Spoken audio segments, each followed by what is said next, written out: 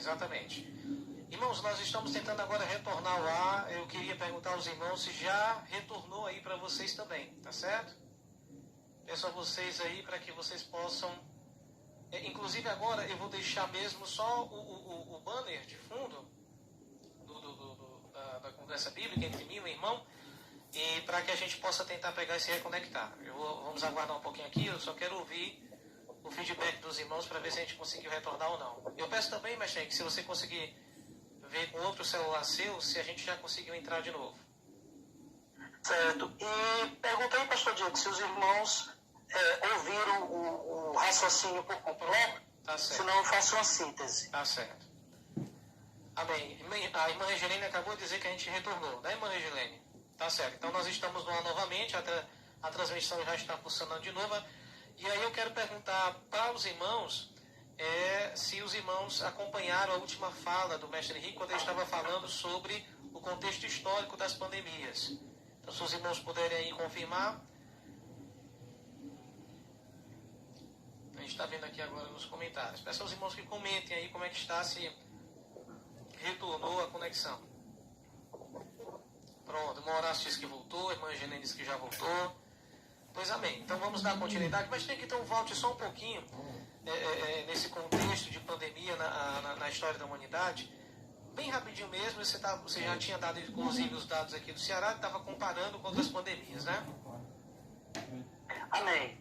O que eu disse foi o seguinte, que nós tivemos na história casos de pandemias muito mais complicados do que o Covid-19. Por exemplo, a gripe espanhola matou muito mais, tanto a nível mundial como a nível de Brasil.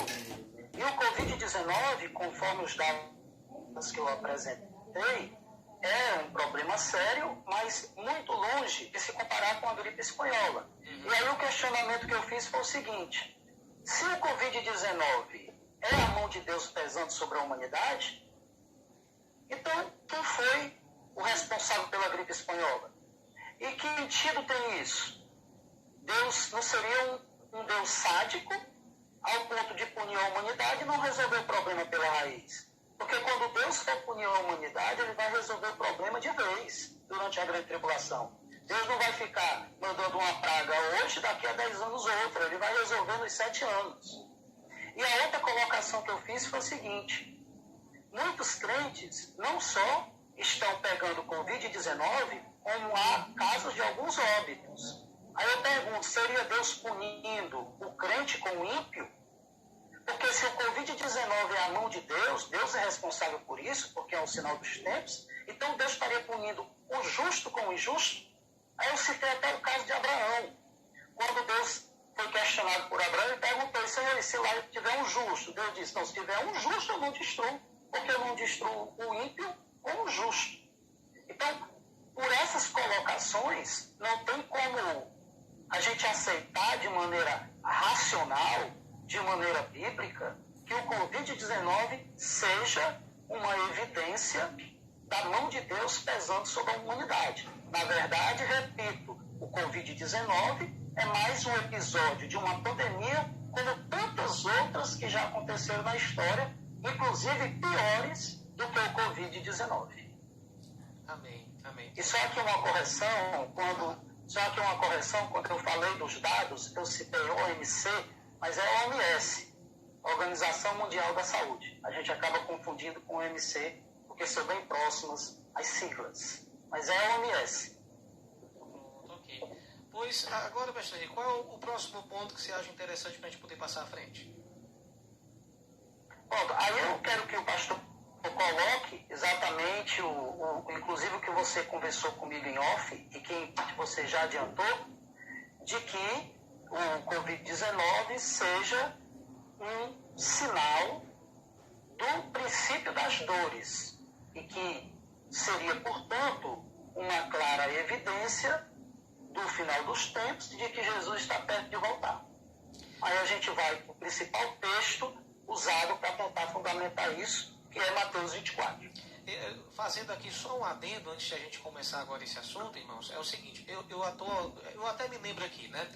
Talvez algum dos irmãos possam equivocadamente, até pessoas que não são da nossa congregação, mas agora no momento estamos escutando, talvez alguém pode estar equivocadamente pensando o seguinte: mas pastor, eu já preguei até sobre isso, eu acredito que realmente aqui é o princípio das dores.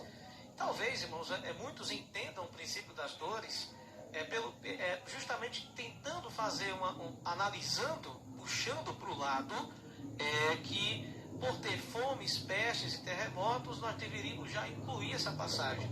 O que eu quero dizer é que talvez muitos façam isso numa boa intenção, de querer talvez até glorificar a Deus, evidenciar a questão que a palavra está se cumprindo, mas agora eu peço aos irmãos que prestem atenção. Alguns podem estar fazendo até com uma boa intenção, mas pastor, está se cumprindo mesmo. Jesus falou que tem pestes, e já estamos tendo pestes aqui.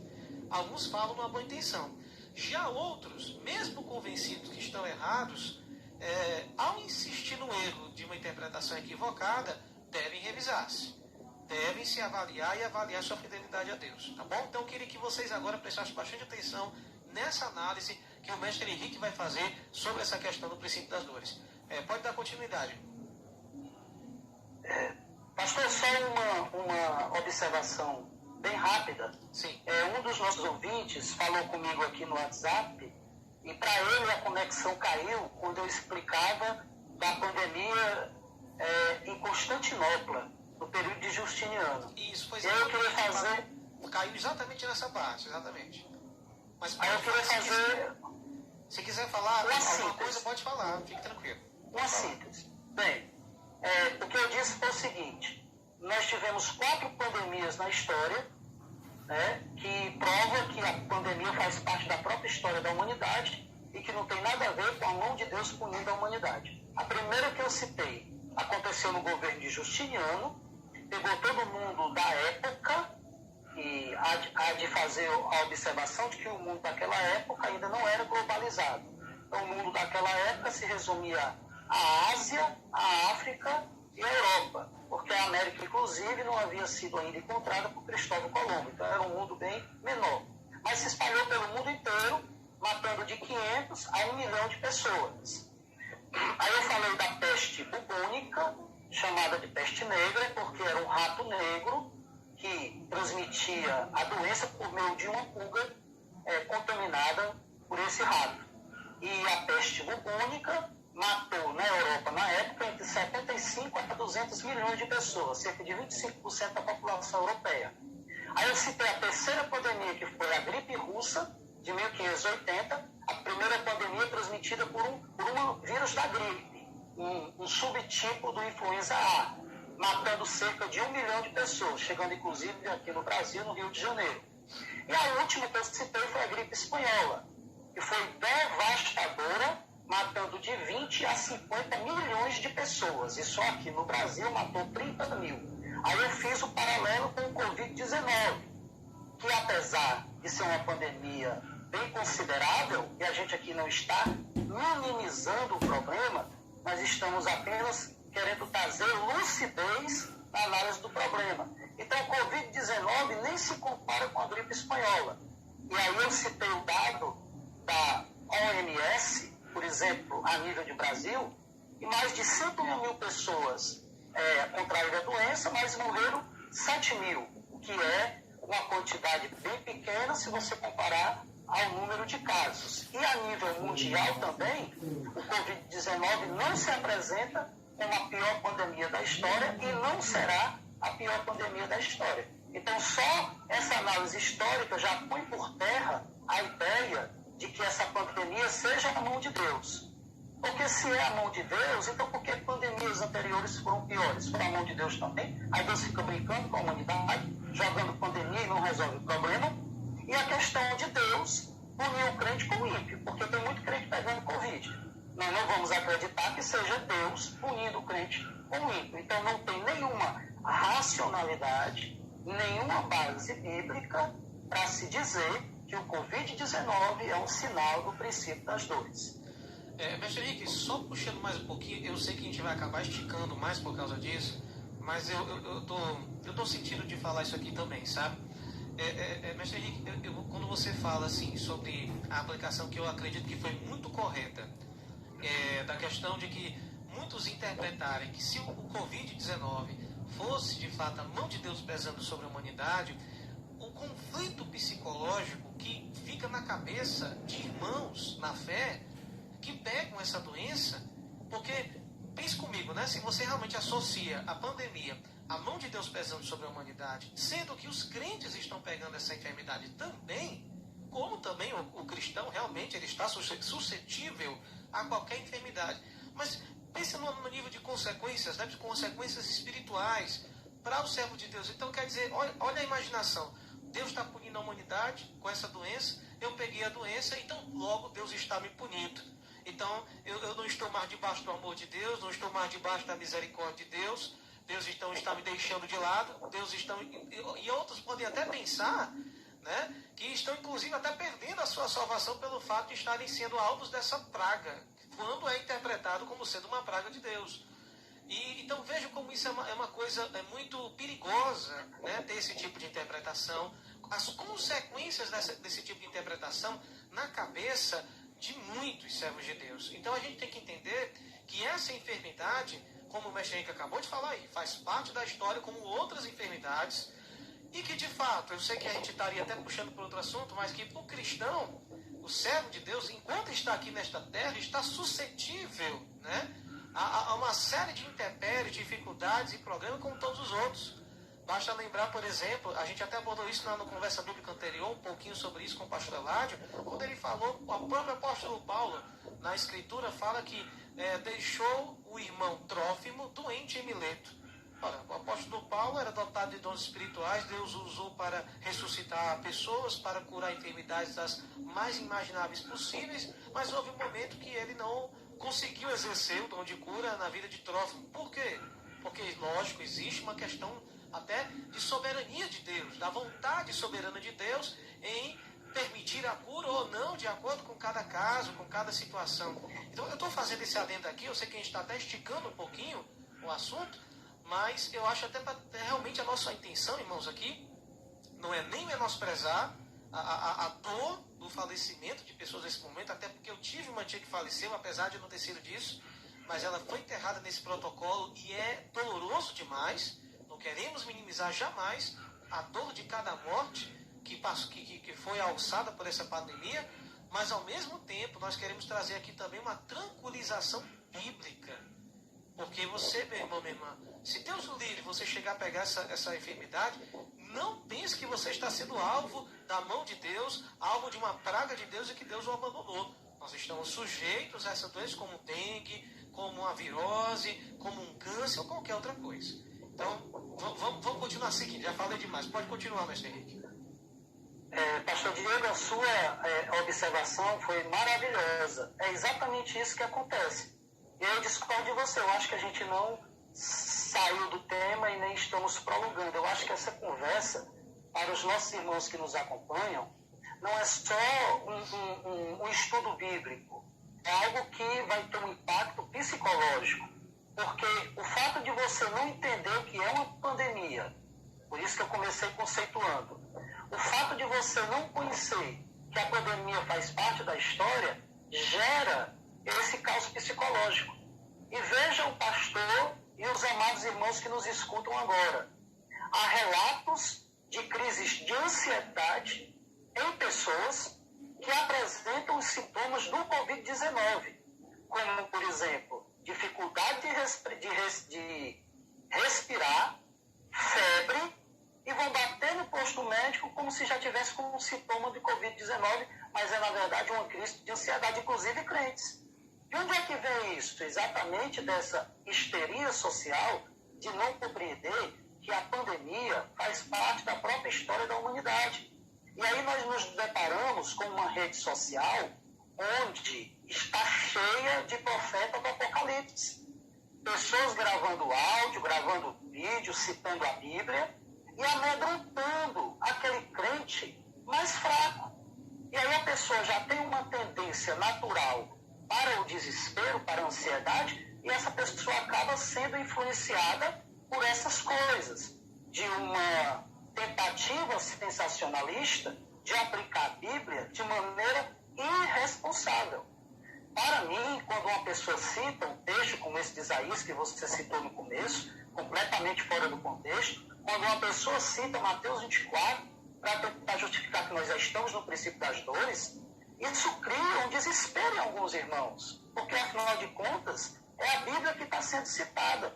E muitos, a grande massa, não tem a capacidade de discernir o que está sendo dito ali. Então acaba recebendo o que foi dito, repassa para outra pessoa repassa para outra e gera esse caos social. Aí eu quero aproveitar também para fazer um adendo, antes de entrar na questão bíblica, que é a seguinte: aqui é minha visão como historiador, professor de sociologia, ninguém precisa concordar. Nós temos que concordar com a Bíblia, mas opinião se discorda. E aqui eu vou dar a minha opinião em breve linhas. O grande problema, pastor Diego e amados ouvintes, está no seguinte: na forma como o governo brasileiro tem procurado conter o avanço do Covid-19. Para não ir muito longe, eu vou ficar a nível de Ceará. Na verdade, e essa fala não é minha, é de um sociólogo francês, que o nome me fugiu à mente, ele diz o seguinte, que o confinamento, o isolamento social, ele não é uma coisa senão burguesa. O que é que esse sociólogo quer dizer? Ele quer dizer o seguinte, que o isolamento social, para quem é rico ou da classe média alta, não tem problema nenhum. Porque a pessoa tem dinheiro para manter a sua feira, a pessoa tem dinheiro para manter suas contas em dia, a pessoa tem uma internet de ótima qualidade para contratar essas TVs a cabo aí para assistir filme, para se divertir. Então, para o burguês, o confinamento não causa tanto problema, a não ser a ansiedade de estar isolado. Mas para o pobre isso não funciona, porque o pobre ele vai precisar comer, o pobre vai precisar pagar as contas. Inclusive, as medidas adotadas pelo governo aumentou a desigualdade social no Brasil. Por exemplo, o governo permite que uma empresa suspenda o contrato de trabalho do trabalhador por 4 meses. Aí eu pergunto, quem é que vai pagar as contas desse trabalhador? Quem é que vai trazer a comida para dentro de casa? Logicamente, essa pessoa vai ter que sair para trabalhar. É o que se verifica nas periferias. Nas periferias, o churrasquinho continua funcionando. Nas periferias, a feira livre continua funcionando. E aí acontece o contágio coletivo. Porque as pessoas precisam sair. E aí é que está o problema do avanço do Covid-19 no Brasil e a nível de Ceará. São Paulo, o isolamento social está caindo, exatamente porque a classe menos favorecida precisa sair de casa para trabalhar. É muito fácil falar em isolamento social quando você abre a sua geladeira e tem lá fruta, comida, os seus filhos. Agora eu quero ver você falar em isolamento social quando você abre a geladeira e só tem água. Então a estratégia também não está funcionando legal. Veja a Suécia, foi criticada, mas agora estão reconhecendo que a Suécia agiu certo.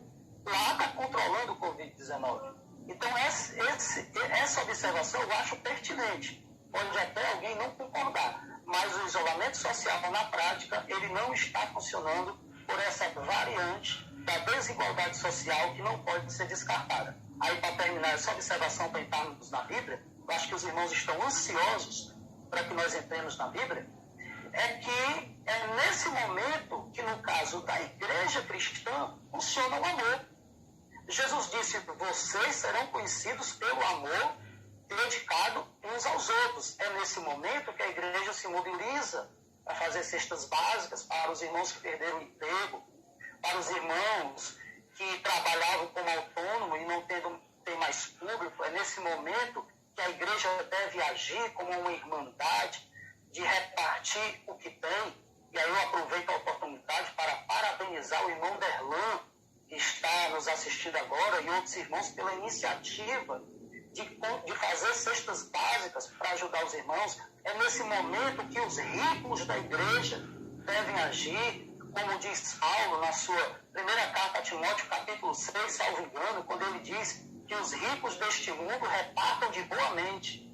O que é repartir de boa mente? Não é sair ajudando aleatoriamente, porque tem muita gente que se aproveita, é ajudar de maneira consciente.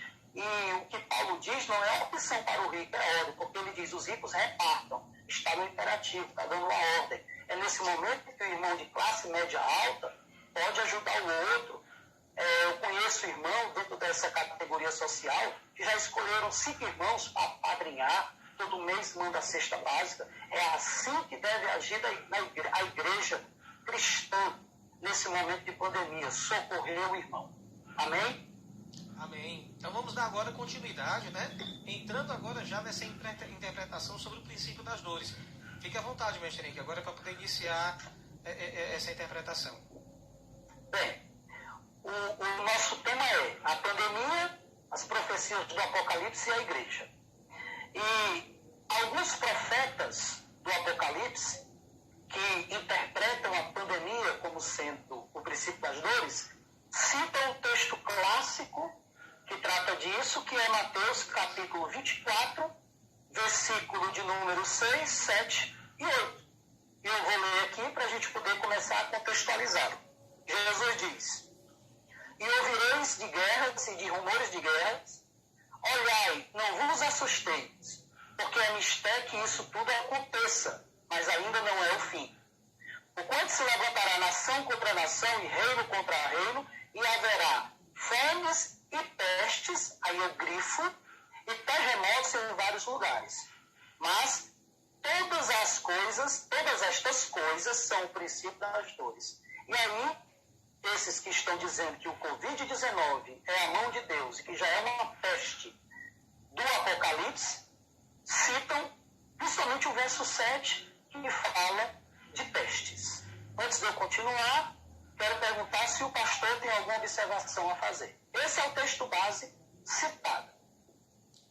A única observação que eu tenho a fazer é que tivemos um documentário chamado Contagem Regressiva para o Armagedon, muito famoso na década de 90, mais ou menos em 93 ele foi lançado, onde ele fez um estudo muito embasado desses versículos. Exatamente. E ele pegava e mostrava o quanto fomes, pestes, terremotos e guerras eram situações que estavam se intensificando ao longo da história e que no século XX todos esses sinais, né, guerras, fomes, pestes e terremotos, tinham se intensificado muito, né, dezenas, até centenas de vezes. E por causa disso, pegando muitas vezes a fama desse documentário, que em parte é bom nesse sentido, chamando a pessoa para a leitura da Bíblia, por um outro lado, possa ter talvez criado essa noção de que talvez o princípio das dores seria agora. Né? Então a fama desse documentário tem uma parte boa, mas tem outra parte que talvez muitos tenham interpretado, então com isso, que quanto mais sinais, mais estaríamos próximos do princípio das dores. Então está na hora de a gente entender quando, afinal, começa mesmo esse princípio das dores. Amém. Então nós vamos aqui, pastor e ouvintes, contextualizar essa questão dentro do contexto de Mateus 24. O grande problema é que as pessoas interpretam Mateus 24 como sendo algo interessado à igreja. Porque, veja bem, a linha de raciocínio é a seguinte: Jesus está falando isso para a igreja, então quando o princípio das dores estiver acontecendo, então a igreja vai vivenciar o princípio das dores. E aí, geralmente, eles associam exatamente a essas questões naturais, de terremoto, e a questões sociais, como guerra, como sendo o sinal do princípio das dores. Nós vamos já voltar a essa temática, mas eu quero logo mostrar que Mateus 24 não envolve a igreja. Porque se você conseguir entender que Mateus 24 não envolve a igreja, então adeus a ideia de que Covid-19 é uma peste do Apocalipse. Porque se o fosse, porque não é, porque a própria história já destruiu que não é, que se o fosse, então a igreja estaria presente no princípio das dores. Então, para mostrar dentro da Bíblia que o princípio das dores não é algo que faz parte para a igreja, eu quero ler o versículo 1, 2 e 3 do capítulo 24. Diz assim: e quando Jesus ia saindo do templo, aproximaram-se dele os seus discípulos para lhe mostrarem a estrutura do templo. Jesus, porém, lhes disse: não vedes tudo isto? Em verdade vos digo que não ficará aqui pedra sobre pedra que não seja derrubada. E estando assentado no Monte das Oliveiras, chegaram-se a ele os seus discípulos em particular, grife, em particular, dizendo: dize-nos quando serão essas coisas e que sinal haverá da tua vinda e do fim do mundo. Duas observações importantes, pastor e amados ouvintes. A primeira é que Jesus não está explicando isso para a multidão, como se estivesse dando um sermão que esticasse também a interpretação para a igreja. Jesus está respondendo a pergunta dos discípulos que lhe perguntaram em particular. Perguntaram para Jesus: quando é que o templo vai ser destruído? Quando é que tu volta? E que sinal haverá do final dos tempos para o judeu? Portanto, em Mateus 24, a questão toda, a partir da resposta de Jesus, que é do verso 4, é judaica. A igreja não está presente em Mateus 24. Na verdade, em Mateus 24, Jesus está a falar da grande tribulação. E o princípio das dores, por exemplo, seria uma parte da grande tribulação. Episódio este em que a igreja não estará mais aqui. Veja, pastor e ouvintes, o problema de interpretar Mateus 24 e colocar a igreja aqui é o seguinte: se Mateus 24 se aplica à igreja, então a igreja participa da tribulação. E nós sabemos que não, porque a Bíblia Sagrada diz que o justo é tirado da terra antes que venha o mal. A Bíblia Sagrada diz que nós aguardamos o Senhor Jesus, que nos livrará da ira vindoura, da grande tribulação. Falando para a igreja verdadeira, lá no livro do Apocalipse, Jesus disse que essa igreja será livre da tentação que há de vir sobre o mundo, se referindo à grande tribulação. Então, decididamente, Mateus 24 não se aplica à igreja. Em Mateus 24, a igreja é citada, não é nem a igreja que é citada, é o arrebatamento que é citado no versículo de número 36 e 37, quando Jesus vai comparar a geração do arrebatamento com a geração de Noé. Mas veja aqui que em nenhum momento Jesus fala da igreja presente em Mateus 24. Portanto, a igreja não estará presente no princípio das dores. Se o Covid-19 é um sinal dos princípios das dores, então nós teríamos que estar na tribulação e a igreja não ter sido arrebatada.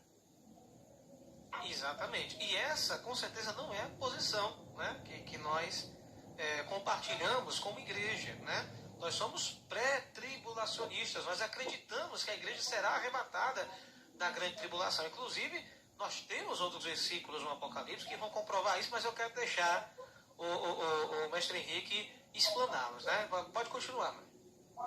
Então, essa é a primeira observação em relação a Mateus 24. Aí vamos para a questão do versículo 7 em si, que fala da peste.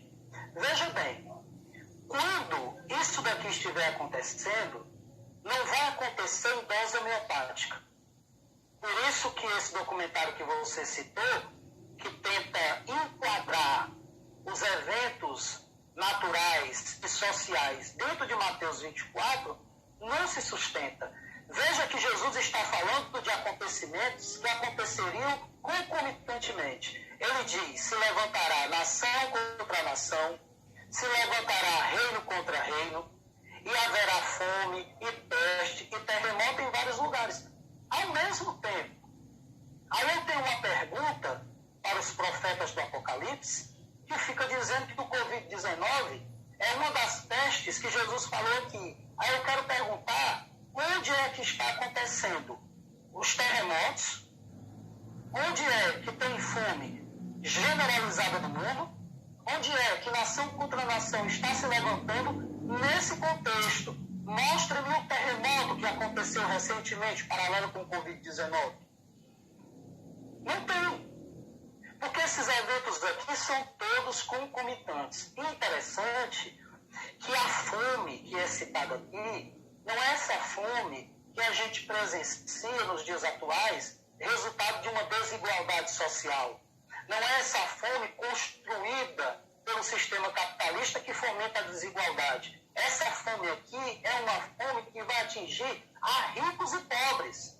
Porque quando esta fome aqui estiver acontecendo, a comida vai ser racionalizada. A comida vai ser racionalizada exatamente pelos eventos paralelos que vão estar acontecendo, que vai desequilibrar o meio ambiente, como, por exemplo, terremotos em todos os lugares, guerras em todos os lugares. Tudo isso vai fazer com que a produção de alimento caia.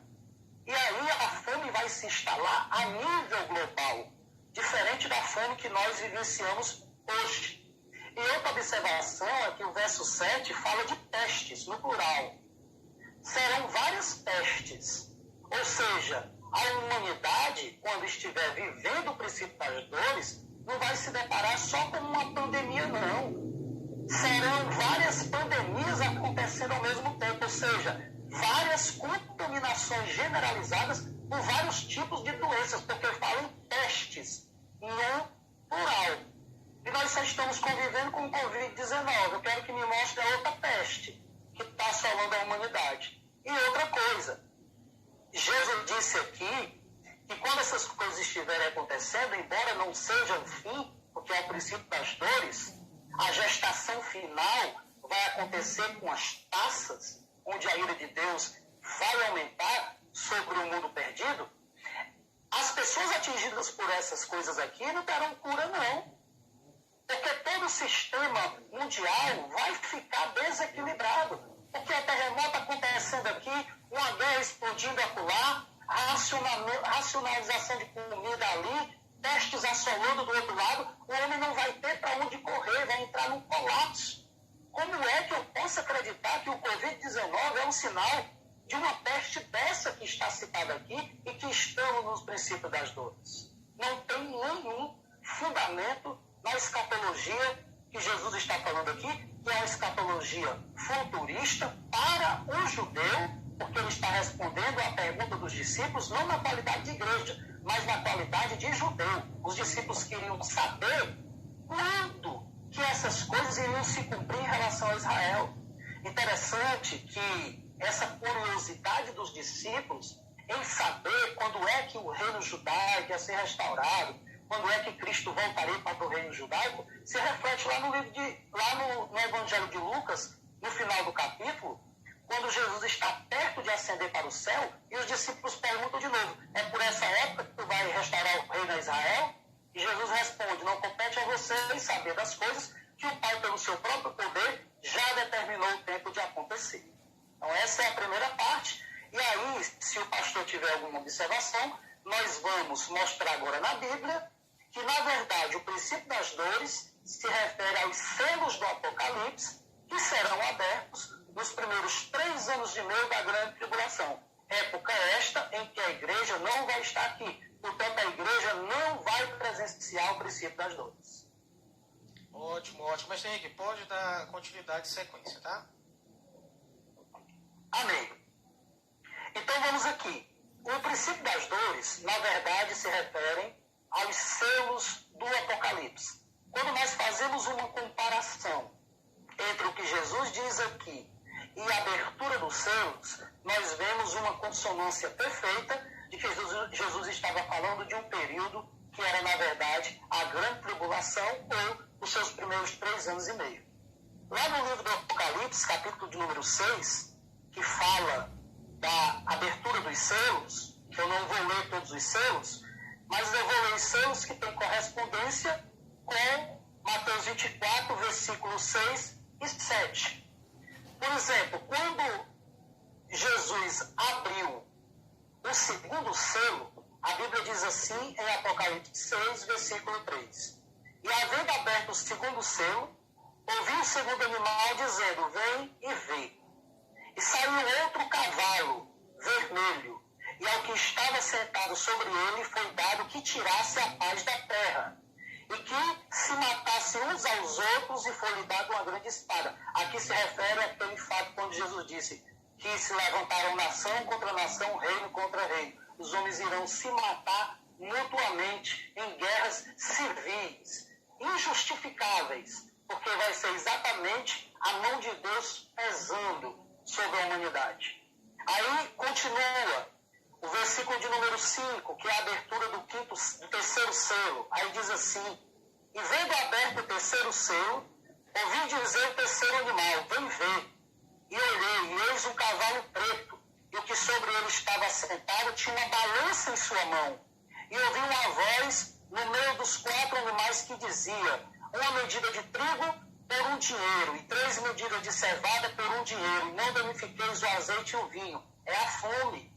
A fome que Jesus citou lá em Mateus 24. Aqui é uma fome generalizada, onde até o rico só vai poder comprar uma quantidade determinada de comida. Ele não vai poder chegar no supermercado e zerar as prateleiras, não. Até ele vai ter que comprar o que pode ser vendido. Isso mostra que será uma fome a nível mundial, completamente diferente da fome que nós vivemos hoje, que é resultado de uma desigualdade social. Aí a Bíblia continua e diz, versículo 7, quarto selo: e havendo aberto o quarto selo, ouvi a voz do quarto animal que dizia: vem ver. E olhei, e eis um cavalo amarelo, e o que estava sentado sobre ele tinha o nome Morte. E o inferno seguia, e foi-lhe dado poder para matar 1/4 da terra, com espada, com fome e com mortandade. Tem outra tradução que diz com peste e com feras da terra. Veja aí a observação que eu vou fazer. Se o Covid-19 é uma das pestes do Apocalipse, então a maioria das pessoas deveriam estar morrendo.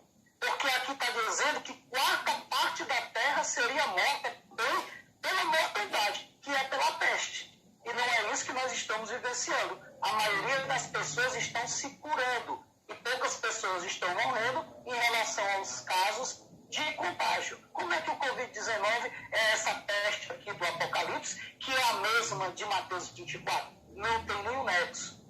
Outro dia, um irmão me indagou sobre o seguinte: se os selos se refere a Mateus 24, e aí você me citou fome, citou guerra, mas cadê o terremoto? E quem foi que disse que nos selos não tem terremoto? Também vai ter o terremoto, do qual Jesus falou. Aqui no versículo de número 12. E havendo aberto o 6º selo, olhei, e eis que houve um grande tremor de terra. E o sol se tornou-se negro como um saco de silício, e a lua tornou-se como sangue. Esse grande terremoto aqui vai ser um terremoto jamais medido na história da humanidade. E ele vai provocar outros terremotos. É como se as placas tectônicas todas se partissem ao mesmo tempo e a Terra se fechasse para dentro. Por que eu estou afirmando isso? Pelo verso 15, que diz, verso 14, que diz assim, verso de número 16, verso 15.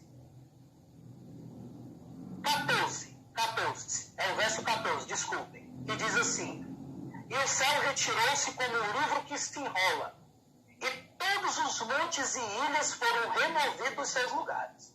Ou seja, aquele terremoto do verso 12 vai provocar outros terremotos ao ponto da terra se enrolar como um livro, e todos os montes e ilhas saírem do seu lugar. Isso só pode acontecer se acontecer um terremoto grande que provoca outros terremotos, porque faz que as placas tectônicas se quebrem, se partem, se levantem, provocando esse cataclisma. Portanto, os selos do Apocalipse são, na verdade, o cumprimento de Mateus 24, versículo 6, versículo 7. O princípio das dores. E repito, período este em que a igreja não estará aqui. Portanto, sossegue seu coração, meu irmão. O Covid-19 não é sinal do princípio das dores. É mais uma pandemia na história da humanidade, que não tem nada a ver com a mão de Deus. É a própria humanidade com as suas fragilidades imunológicas que provocam essas coisas, mas não o princípio das dores. Porque como nós vimos aqui pela Escritura, o princípio das dores é um evento para a grande tribulação, e a igreja não passará pelo princípio das dores. essa palavra, com certeza, é para acalmar o coração de muitos irmãos e até talvez de pessoas que não são confessadamente cristãs, não reconheceram ainda Cristo como seu Senhor e Salvador, mas que devem estar também muito aterrorizadas. Então veja, meus queridos irmãos, veja como termos o conhecimento da palavra de Deus é fundamental, principalmente em momentos como esse, de grande tensão social, de caos, muitas vezes, lógico, caos exagerado, exacerbado. A palavra de Deus, ela nos capacita, nos dá discernimento, para que até se cumpra um versículo, né, que o apóstolo Paulo fala, que o cristão, o crente em Jesus, o espiritual, ele consegue discernir todas as coisas. Nem de todos ele é discernido, mas o espiritual, aquele que prima a sua vida pela Escritura, pauta o seu entendimento pela Escritura, ele consegue discernir todas as coisas. Então vejam, meus irmãos, a importância de nós conhecermos a palavra de Deus em momentos assim. De que uma interpretação equivocada, ela tem um prejuízo espiritual grandíssimo. Não só espiritual, como também sentimental, psicológico, né? E nós, meus irmãos, precisamos ser propagadores fiéis da Escritura, das verdades da Escritura. Eu acho, sabe, mestre Henrique, que muitas vezes, como você agora acabou de citar, a questão do profeta do caos, né? Tem gente que é especializada nisso. Basta olhar, inclusive, canais no YouTube, que hoje, né, pode-se dizer, é a televisão atual, o YouTube, como existem canais especializados em tentar ficar fazendo teorias da conspiração sobre diversos acontecimentos. Não só os acontecimentos catastróficos, terremotos, maremotos, guerras em determinados lugares, políticos que se levantam, né?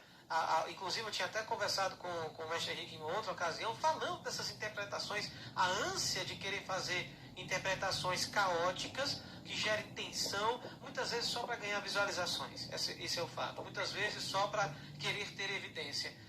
Como das últimas vezes que chegaram a interpretar, quando o presidente atual da França, Emmanuel Macron, quando ele foi eleito, o YouTube ficou repleto de vídeos associando a figura do presidente da França como sendo o anticristo. Então veja que até uma interpretação dessa também equivocada seria desfeita por aquilo que a gente está ensinando hoje, né? Que por um levantamento do anticristo, o trono dele, o assumir, existe todo um contexto que a Escritura mostra, que no momento atual nós não estamos tendo. Então eu faço essa inclusão aqui e o mestre pode continuar. E outra observação dentro dessa colocação que você fez, pastor, não é de agora que a humanidade, quando se vê diante de uma problemática assim, surgem esses profetas. Na época da peste bubônica, uma das pandemias históricas, surgiu lá uma comunidade chamada Comunidade de Flagelantes, que eles saíam pela Europa dizendo que o Apocalipse tinha chegado. E que aquela praga que estava matando muita gente era uma das pestes que Jesus tinha citado em Mateus 24. Então não é de agora que as pessoas fazem sensacionalismo em cima de textos apocalípticos. Agora, por que as pessoas escutam? É a pergunta que se faz. A resposta é a seguinte: nós, seres humanos, temos uma ânsia para descobrir o misterioso. Quer ver uma prova disso? Qual é o tipo de curso, de estudo que tem mais adepto? Escatologia. Se você for falar de qualquer outro assunto da Bíblia, vai ter um bom público, mas nenhum vai superar o público de assunto escatológico. Porque quando se fala da escatologia, do fim do mundo, a natureza humana, que sente a necessidade da explicação dessas coisas, abraça. É por isso que esses profetas do Apocalipse, que fazem interpretações de maneira descontextualizada, têm tanto adepto. Porque as pessoas gostam do que é sensacional, elas gostam daquilo que é misterioso. Ora, associar o Covid-19 com a peste do Apocalipse, muitos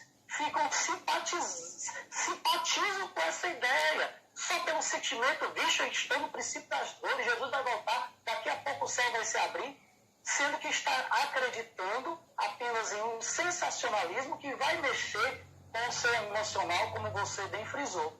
Agora, eu quero fazer outra observação, é que quando nós falamos que o princípio das dores não é para a igreja, que a igreja não vai vivenciar, muitas pessoas ficam questionando.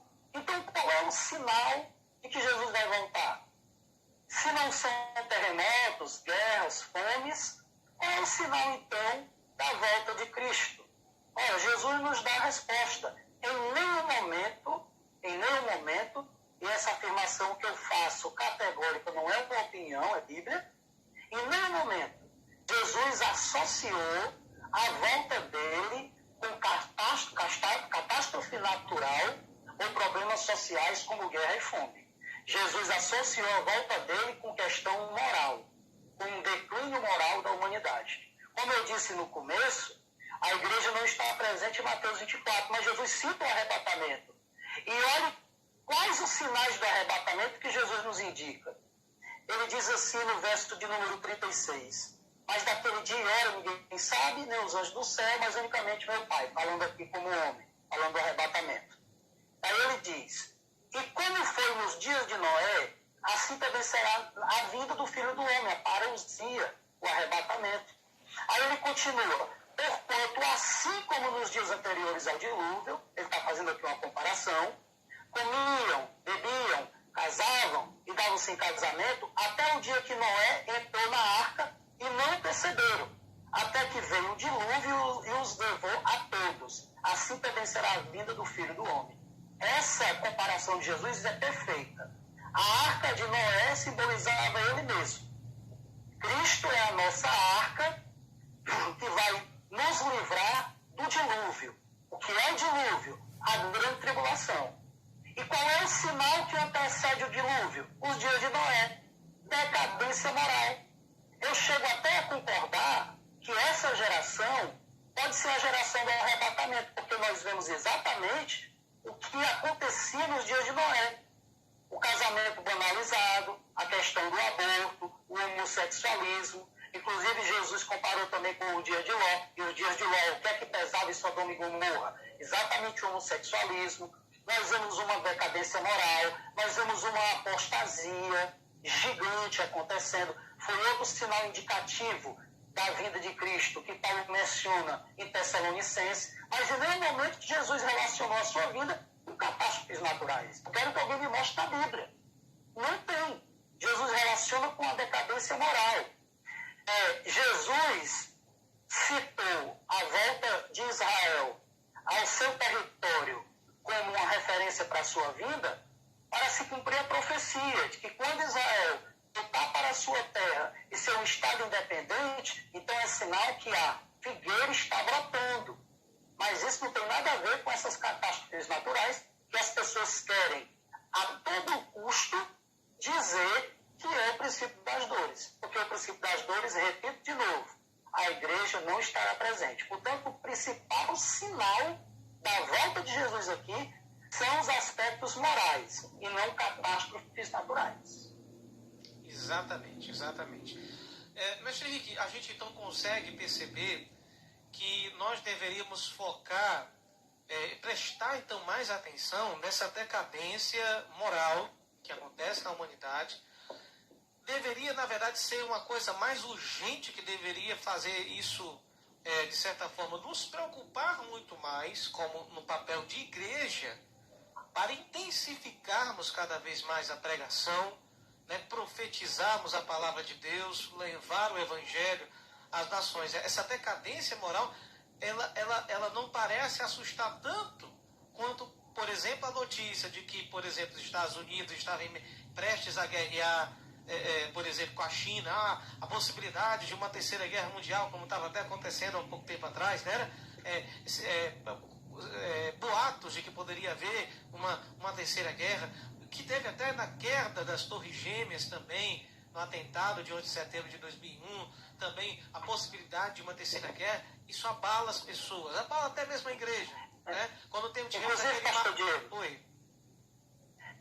Diego, sem querer te cortar e já te cortando, porque é uma coisa que se eu não falar agora eu esqueço. Você pode falar.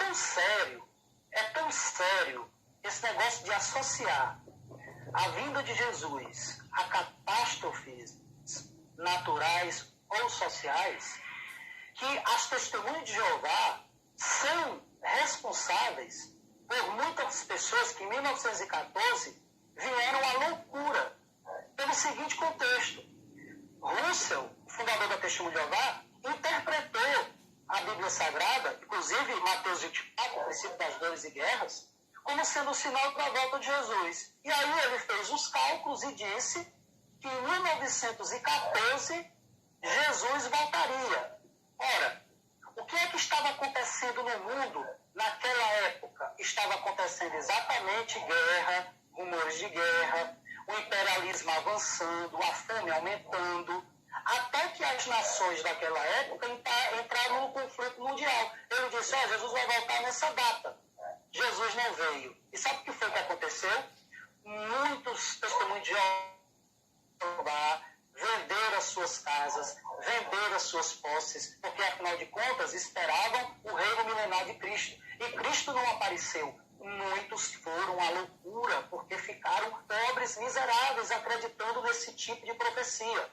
Aí ele tentou consertar o negócio e disse que Cristo veio mesmo, mas veio um Espírito e começou a reinar. A gente não vai entrar no mérito dessa loucura que se seguiu dessa outra loucura. O que eu estou querendo dizer é que quando o irmão presta atenção nesses profetas do Apocalipse, nessa onda sensacionalista da internet, de associar qualquer coisa ao cumprimento do princípio das dores, ele pode pirar. Ele pode ter um efeito negativo psicologicamente, porque isso impacta as pessoas, pela razão que eu dei. As pessoas gostam do sensacional. E a pessoa acaba acreditando, realmente, estamos com o princípio das dores. Se eu pegar a Covid-19, é sinal de que eu não estou bem com Deus, porque o princípio das dores me atingiu e gera essa loucura. O pastor e os ouvintes entenderem como é sério a interpretação equivocada da escatologia bíblica. Ela pode gerar problemas aqui na sua cabeça. O exemplo que eu citei da Testemunha de Jeová, eu acho que cai muito bem para mostrar isso. Exatamente. Esse exemplo foi excelente.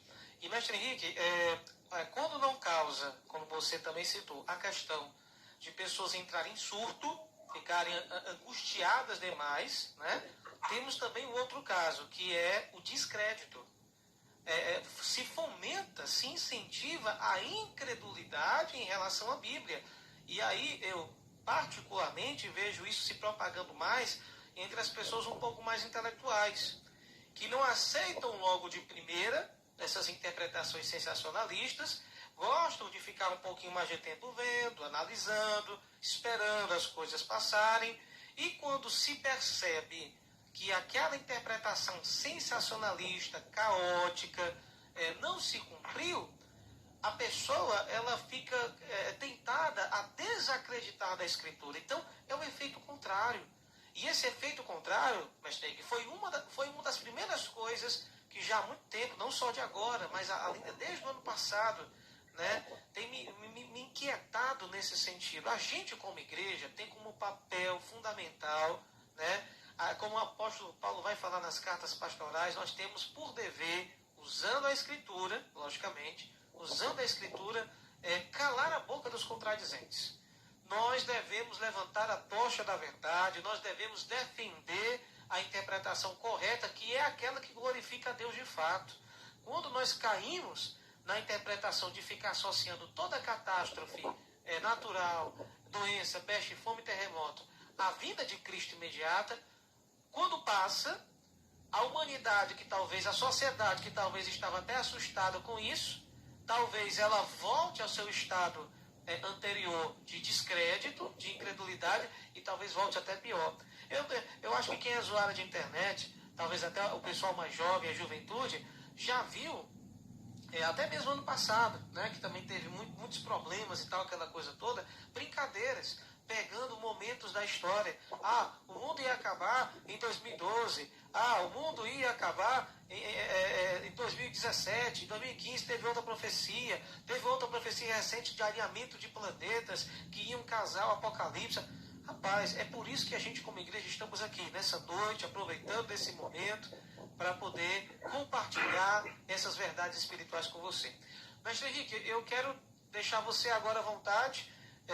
Não sei se ainda tem mais algum ponto que você queira trazer. Se não tiver mais algum ponto, você pode se dirigir para uma consideração final, talvez um resumo daquilo que a gente tratou hoje. A gente já está agora aqui em 1h25. A gente teve aquela quebrada de transmissão, né, exatamente com 30 e poucos minutos. Retornamos e já estamos no total de 1h25 de transmissão. E eu quero deixar as palavras... Daqui não dá para eu ver os irmãos. Você aí, eu acho que está vendo, né? Os irmãos que nos acompanham. Sim, estou acompanhando aqui os comentários no YouTube e no Facebook. E nesse caso, os irmãos aqui, eles têm, a grande maioria, elogiaram. Amém, glória a Deus e aleluia. Uns aqui estão agradecendo. Eles estão agradecendo, inclusive, porque não sabiam, não tinham esse entendimento em relação à questão do princípio das dores, os selos do Apocalipse.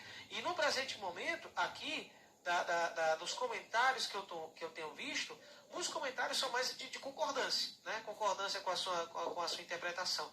No presente momento, aqui eu não cheguei a ver nenhuma pergunta direcionada. Houve apenas citações, né? Mas aí já entraríamos, inclusive, no próximo programa, sobre a questão das 70 semanas de Daniel, a divisão, né, entre a primeira fase, as 3 semanas e meia, depois as outras 3 semanas e meia. Mas foram apenas citações. Perguntas diretas nós não tivemos até o momento. Nós estamos com 29 irmãos no YouTube, mais 23 irmãos no Facebook, aí totalizando aí mais de 50, né? Pessoas aqui agora nos escutando. Eu estava doido por uma polêmica, rapaz.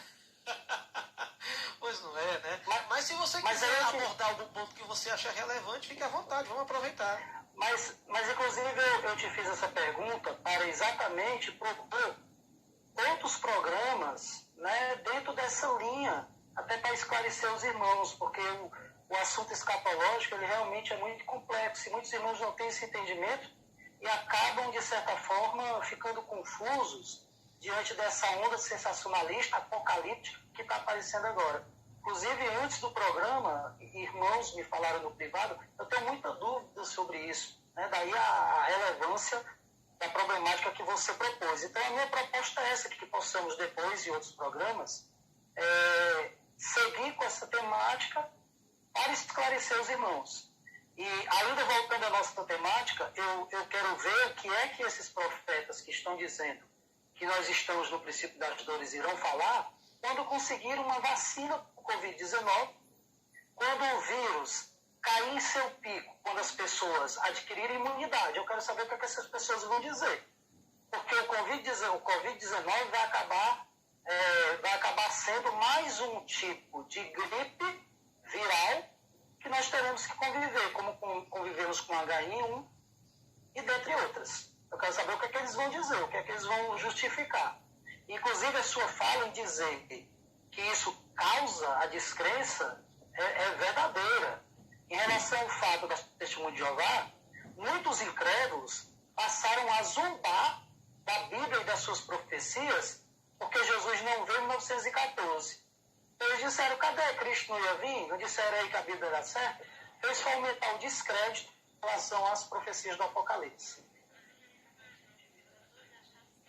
Mestre Henrique, deixa eu só aqui, a irmã Natália está me ajudando aqui, deixa eu só aqui pegar e selecionar. Aqui o irmão Jefferson, ele chegou a falar o seguinte: Henrique, será que dependendo da época específica, Deus não está punindo para o mundo se voltar para Deus? Eu acho que ele está querendo dizer o seguinte: quando Deus permite, e lógico que no sentido mais amplo, né, mestre Henrique, tudo que no universo acontece, se não for por direção direta de Deus, determinação ativa de Deus, é por sua permissão.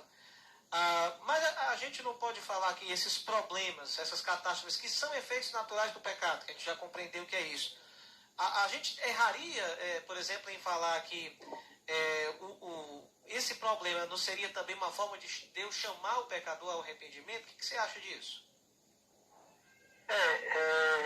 O problema de pensar isso é o seguinte: quando essas catástrofes naturais acontecem, as pessoas tendem a se rebelar contra Deus. As pessoas não ficam mais sensíveis para ouvir o Evangelho. Na verdade, o que Deus faz não mandar a catástrofe, usar a expressão Deus permite, ela é muito genérica, tudo que acontece é porque Deus permite. Se ele quisesse ter dado um fim na história, ele já teria dado, então se ele não deu, porque ele permite. Mas a forma de Deus trazer uma pessoa ao arrependimento é por meio da mensagem do Evangelho. A Bíblia não diz que Deus trabalha dessa maneira. Pedro vai falar dessa questão das pessoas zombarem de Deus, das profecias, e Pedro não associa a forma de Deus trazê-los à catástrofe. Pedro vai dizer o seguinte: não, Deus está dando tempo porque Deus é longânimo, para que eles se arrependam. Como é que uma pessoa se arrepende e se volta para Deus? Vendo catástrofe natural? Não, é em ouvir o Evangelho. Então a forma que Deus vai trazer à humanidade, grande parte dela ao arrependimento, é mandando um grande avivamento, antes da igreja ser arrebatada, e através desse avivamento, a palavra vai ser pregada de maneira ampla e muitas pessoas irão se arrepender. A Bíblia em nenhum momento associa a punição de Deus ao arrependimento, pelo contrário. Em todos os casos em que Deus puniu, ele foi para resolver. Foi assim na época de Noé. Noé pregou não sei quantos anos, ninguém creu. Aí ele mandou o dilúvio, não para que as pessoas crescem, ele mandou o dilúvio, foi para logo resolver. Lá em Sodoma e Gomorra não teve conversa não, Deus mandou o fogo, foi para destruir. Então, quando Deus agir mesmo em catástrofe natural, social, ele não vai fazer isso para trazer as pessoas ao arrependimento, não. Ele vai trazer isso para as pessoas serem punidas, aqueles que não deram crédito à verdade. Quer ver uma prova disso? Durante a grande tribulação, não vai ter catástrofe? Exato. Deus não vai estar punindo a humanidade? E a Bíblia Sagrada lá diz que os homens ficarão mais rebeldes. E sabe por que muitos irão se converter na grande tribulação? Não é porque estão vendo a catástrofe, não. É porque vão ouvir pregação. As duas testemunhas e depois dos 144 mil. Então, se tem uma maneira de Deus agir para trazer o homem ao arrependimento, não é mostrando catástrofe punindo ele, não. É pela mensagem do Evangelho. Porque quando Deus age, ele age para resolver. Olha, mestre Henrique, essa sua observação foi maravilhosa. Realmente e interessante. Talvez muitos, voltando pela questão do sensacionalismo, né? Talvez muitos sejam mais inclinados a achar mais interessante muitas catástrofes acontecendo, né? Para que as pessoas tremam nas suas bases e depois voltem-se para Deus se arrependidas, do que talvez pela pregação fiel do Evangelho. Quando você cita aí a questão de uma igreja avivada, cheia do Espírito, né? Proclamando a volta de Cristo, e que realmente o método mais eficaz da conversão é o anúncio do Evangelho, não é a questão da catástrofe, né? E o interessante, eu me lembro, mestre Henrique, que em 2001, me corrija se eu estiver errando nas datas aí, dos atentados de 8 de setembro de 2001, foi falado em muitos jornais, em artigos, que muitas pessoas que estavam afastadas do Evangelho nas igrejas norte-americanas, né, muitos acabaram voltando. E a gente até pensava, alguns até chegavam a dizer que agora, dessa vez, com esse atentado, os Estados Unidos em seu poderio foi derrubado, né? Foi derrubado. Agora essa nação vai se humilhar, vai buscar mais a Deus, vamos agora passar por um avivamento. Mas aí eu pego esse ponto histórico para fazer gancho com isso que você falou. Se de fato os atentados de 11 de setembro de 2001 tivessem produzido uma conversão em massa pela questão da catástrofe no quesito violência, né? Ali mais de 3.100 pessoas foram mortas de uma única vez com a queda daquelas duas torres, os Estados Unidos teriam entrado num grande e poderoso avivamento.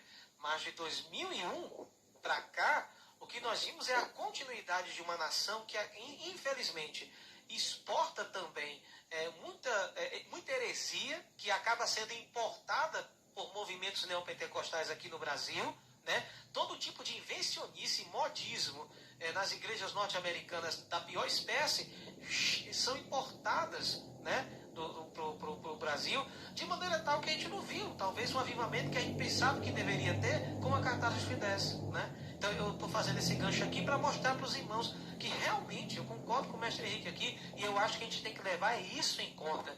Devemos pregar na unção, no poder e na autoridade do Espírito, que Deus derrame sobre nós o seu Espírito Santo e nos enche de poder para pregar essa palavra com autoridade. Porque a pregação genuína do Evangelho é a que realmente salva as pessoas. A irmã Natália está aqui mostrando aqui uma pergunta também que os irmãos fizeram, né?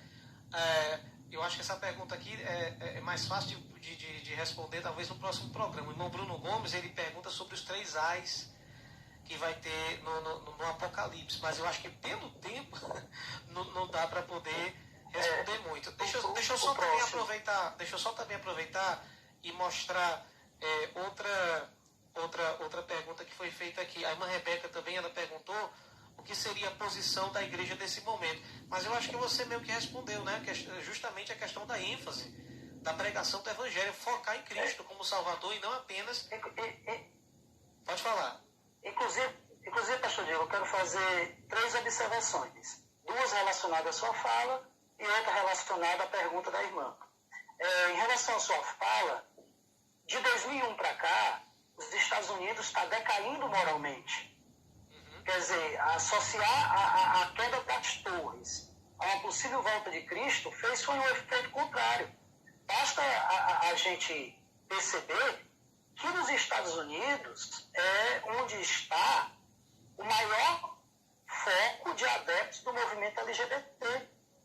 Lá tem uma cidade, São Francisco, em que a promiscuidade, o pecado sexual, eu acho que se tivermos que comparar uma cidade que fosse o exemplo de Sodoma, é a cidade de São Francisco.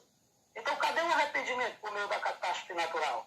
E pelo contrário, quando acontece uma catástrofe dessa, claro que é permitida por Deus, as pessoas não vão voltar para Deus, mas ficam questionando, cadê Deus? Aconteceu um terremoto ali porque Deus permitiu. As pessoas estão morrendo de fome ali, cadê Deus que não resolve? Por que Deus permite morte? As pessoas ficam mais incrédulas. E aí, eu entro no gancho da pergunta da irmã. Qual é o posicionamento da igreja nesse momento? É pregar. Agora, veja bem, nós não estamos aqui de maneira irresponsável ignorando o Covid-19. Eu não quero pegar a Covid-19, não quero que a minha família pegue Covid-19. Não porque eu tenha medo de morrer, eu não tenho medo de morrer. Mas é porque por que eu vou querer pegar o Covid-19 e desafiar a Deus? Também não tem sentido. Eu tomo as minhas precauções, mas eu não caio na histeria. Então, nós não estamos aqui propondo que os irmãos ignorem o problema porque não estamos no princípio das dores. O que nós propomos é o equilíbrio. O que é esse equilíbrio? Entender que o problema existe, tomar suas precauções e, ao mesmo tempo, não cair na histeria. Se você tiver esse equilíbrio, aí você mesmo vai ter a resposta do que fazer nesse momento. Primeiro, pregar. As pessoas estão precisando ouvir o Evangelho, mas como é que a gente vai pregar que as pessoas estão no confinamento? Pelo WhatsApp, pelos grupos sociais, pelo YouTube. Há várias maneiras de pregar. E o que é que a igreja deve fazer em relação a isso? Fechar totalmente? Não. A igreja continuar funcionando, até porque a igreja não é o templo físico, mas dentro das precauções. O que eu percebo, que eu acho que foi nessa direção a pergunta da irmã, é que muitos irmãos estão tão aflitos pela histeria que eles se recusam, por exemplo, a participar de uma reunião porque estão com medo de pegar o Covid-19 e morrer. Eu não vou entrar aqui no mérito da reação dessa pessoa, porque eu devo respeitar o subjetivo de cada um e cada pessoa reage a um problema de maneira diferente. O que eu estou pontuando é que o caminho não é por aí. E aí eu faço uma observação que eu achei interessante. Hoje eu passei em frente a uma igreja SA. O pastor sabe, os irmãos sabem a quem eu estou me referindo, né? SA. Mas talvez não, porque agora ela tem rival, Universal SA, que poderia também ser a Mundial. Eu passei em frente à Universal SA. E tinha, pelo menos, não deu para contar, mas assim, dava para a gente imaginar, uns 25 jovens. Todos de máscara, fazendo uma fila em frente à igreja, com álcool gel e com aquele jornal do Edir Macedo, evangelizando. Distribuindo lá a literatura. Distribuindo. Distribuindo. Eu parei e olhei, rapaz, que coisa interessante. É coisa interessante. Eles aí, para pregar essas besteiras do Edir Macedo, estão aí, tomando a precaução, mas estão saindo. A mesma coisa, na mesma hora eu pensei, e a nossa igreja, Anabatista, os irmãos por aí? O que é que está fazendo nesse sentido? Está saindo para pregar o evangelho ou está se escondendo em casa, com medo do Covid-19, que aí já é o outro extremo. Eu acho que o que é que a igreja tem que fazer nesse momento? Primeiro, cortar de vez a ideia de que o Covid-19 é uma peste do princípio das dores, porque ficou provado aqui que não é, e o princípio das dores não vai acontecer com a igreja aqui.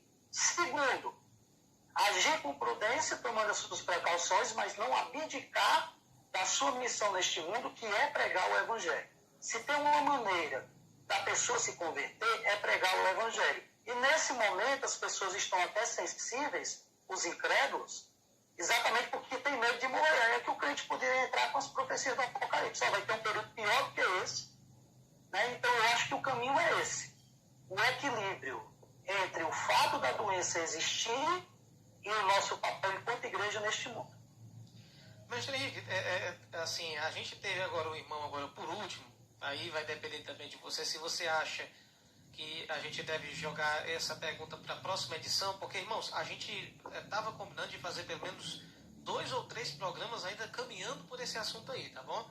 É porque realmente, muitos irmãos, inclusive, disseram, Mestre Henrique, aqui está excelente, tirou todas as minhas dúvidas e tudo mais, muitos irmãos elogiando mesmo. Eu acho que assim, foi tão didático, né, que realmente satisfez muitas dúvidas.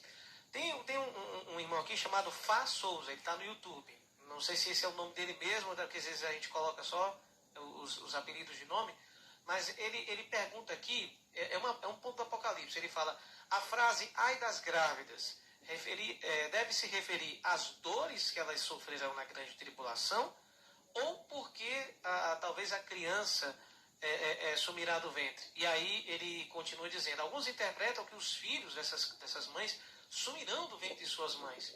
Aí ele diz assim, isso para mim não seria um ai. O ai talvez seja o fato de que possivelmente essas crianças serão transpassadas, atormentadas. Aí ele pergunta, o mestre concorda?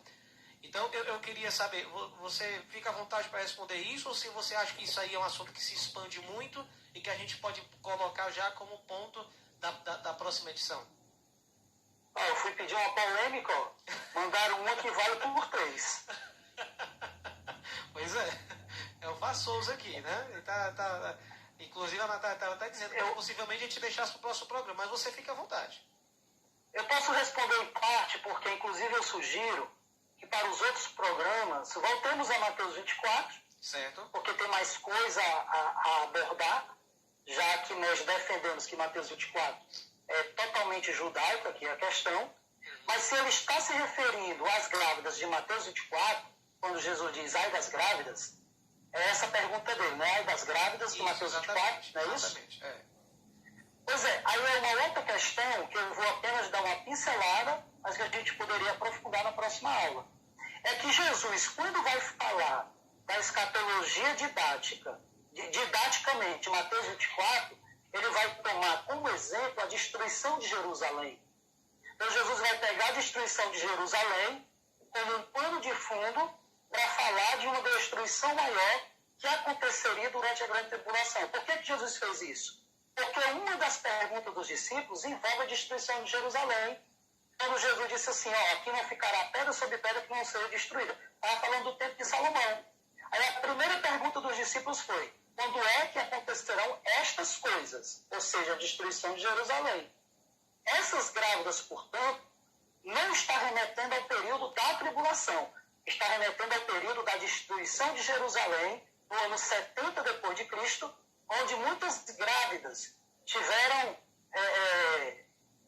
problemas, inclusive muitas foram mortas por conta de estarem grávidas e para fugir dos romanos durante o contexto da destruição de Jerusalém.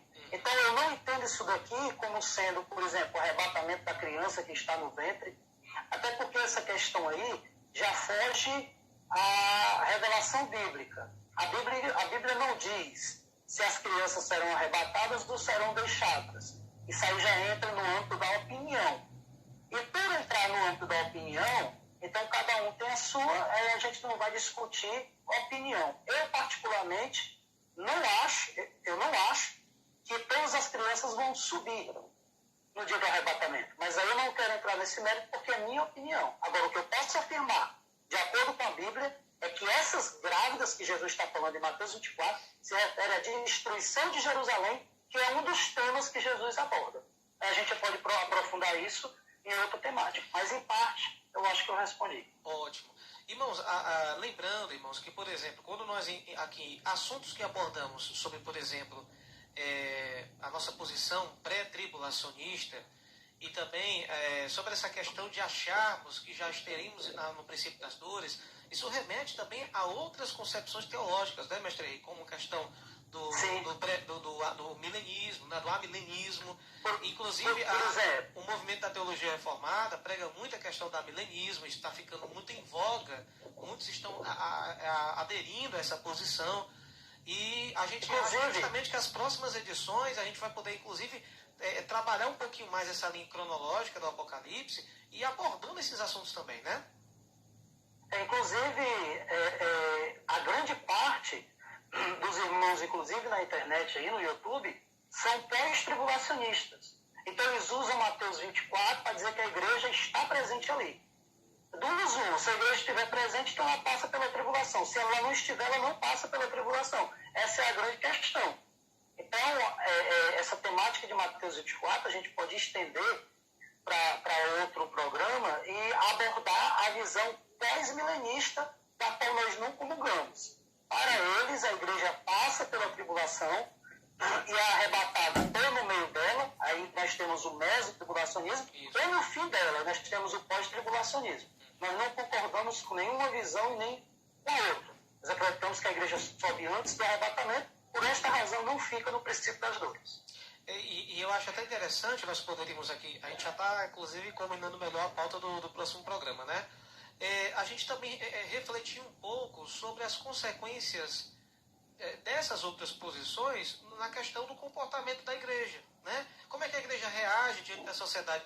Porque, com certeza, principalmente o mestre Henrique há de concordar com isso, que a concepção de uma doutrina, ela influencia o comportamento da igreja muito mais do que a gente pode imaginar. Como a igreja reage diante de problemas da sociedade, como a igreja trata com problemas do dia a dia, né? Até sobre o crescimento e entendimento espiritual. Uma doutrina, ela tem uma influência muito poderosa. Inclusive, eu tenho um vizinho que ele é da igreja presbiteriana, que ela é da linha reformada calvinista, amilenista e pós-tribulacionista. Outro dia eu encontrei e ele disse: irmão Henrique, rapaz, eu já estou pensando em vender a minha casa, eu estou pensando em fazer isso, para fazer aquilo, Jesus está voltando, nós vamos ser perseguidos. Ou seja, a crença em que a igreja participa da grande tribulação já está mexendo com a cabeça dele e com o cotidiano dele.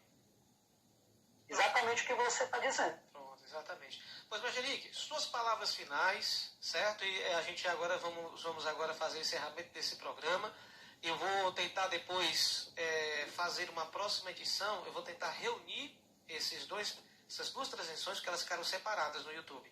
Vou tentar uni-las em um vídeo só, para depois que os irmãos, porque a gente grava os programas para ficar para a posteridade, né?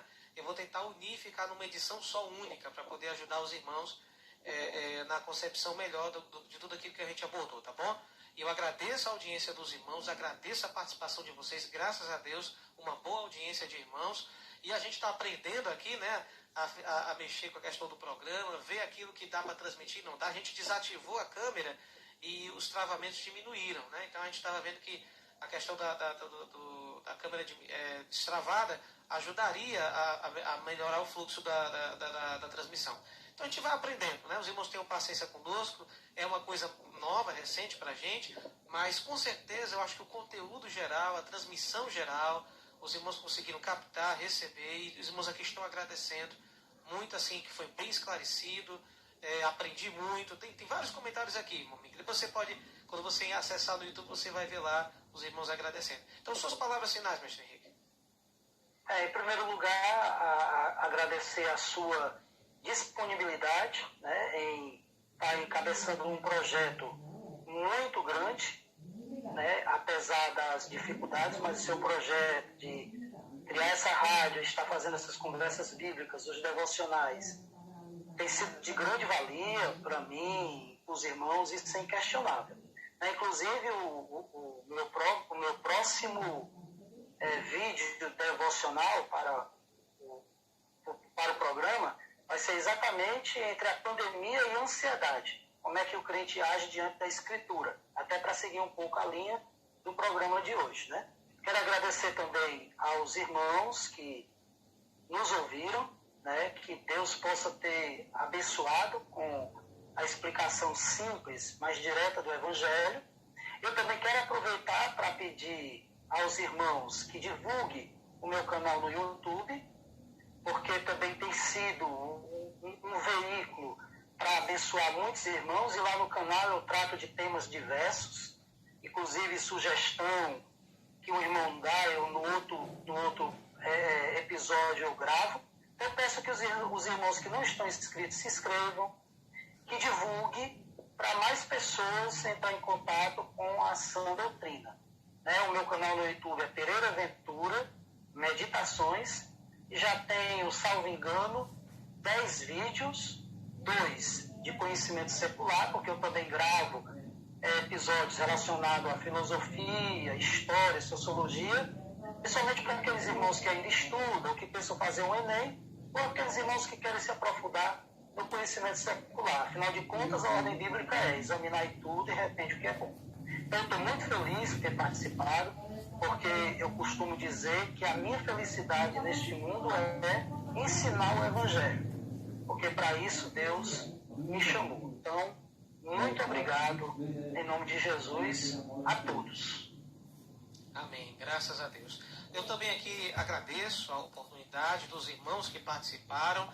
Vamos estar procurando cada vez mais melhorar nessa transmissão nesse sentido. Foi um pouco difícil fazer essa participação ao vivo, mas eu acho que valeu a pena. Apesar de certos travamentos que tivemos, depois, nessa segunda parte, ficou muito melhor, deu certo, os irmãos ouviram, graças a Deus por isso. Então, eu agradeço, meus irmãos, a sua participação. Eu quero orar, agradecendo a Deus por essa oportunidade, e amanhã, se Deus permitir, nós estaremos dando continuidade a mais uma edição do programa A Voz da Palavra, às 21h30.